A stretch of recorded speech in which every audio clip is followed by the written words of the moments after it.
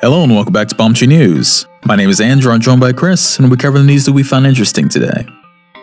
A Way Out launches today, and the game offers an interesting option for co-op. A Way Out is a co-op-only game from director Joseph Fares, who previously directed Brothers: A Tale of Two Sons. While the ideal way to experience the game seems to be couch co-op, it does include the option to play online. However, the game only requires one of the two people playing to have purchased the game. Someone who owns the game can invite a friend who doesn't to play, and once they download the demo, they will be able to play through the entire game for free. The demo doesn't allow you to start a game locally or online, so you have to be invited by someone who does own the game. But it's still an awesome feature to include, especially coming from a publisher like EA. It reminds me of the download play feature that Nintendo used on the GBA, DS, and 3DS, and it's cool to see another company implement something like that. If you are interested in playing A Way Out, you have plenty of options available for doing so.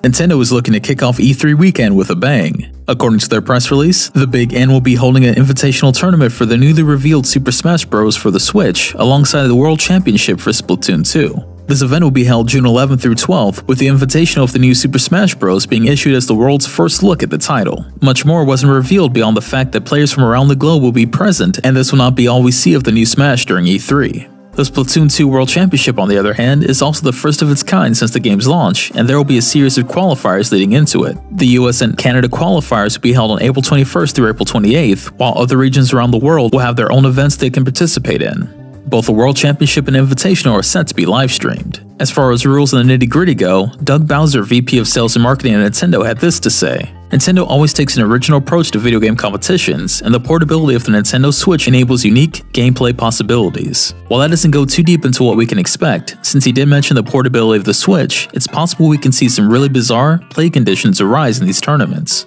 I'm really excited to see the new Smash Bros, and while I don't play Splatoon 2, I think Nintendo's decision of showing it off at a competitive level is a really interesting idea.